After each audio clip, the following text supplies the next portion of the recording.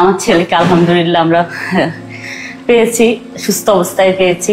তবে আপনাদের মানে এই যে আমার প্রতি এত ভালোবাসা, এটা আমাকে অনেক বেশি ইমোশনাল করে দিচ্ছে। তবে যে বাবা আমার বাচ্চাগুলা মারা গেছে, আমরা সবাই মিলে তাদের জন্য দোয়া করি আর চেষ্টা করি তাদের জন্য আমরা সাপোর্ট হইতে পারি। আমার বাচ্চাটা একটু ইমোশনাল আছে, কারণ ও হলো ওই জায়গাটায় ছিল তো, অনেক মানে খারাপ জিনিস দেখেছে, মানে অনেক খারাপ, মানে ওর ছোট ছোট ভাই বোনদেরকে অনেক খারাপ ভাবে দেখেছে, পুড়ে গেছে অনেকের শরীর, তো ও অনেক বেশি কষ্টে আছে। তো আমি আপনাদের কাছে অনেক বেশি কৃতজ্ঞ।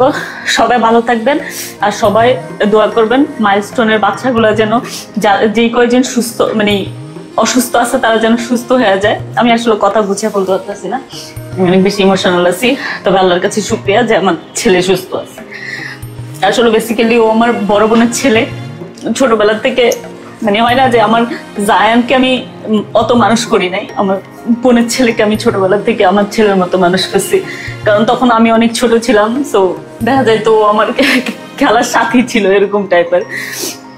সো আমি সরি, আমি কান্নার জন্য কথা বলতে পারতেছি না। সবাই ভালো থাকেন।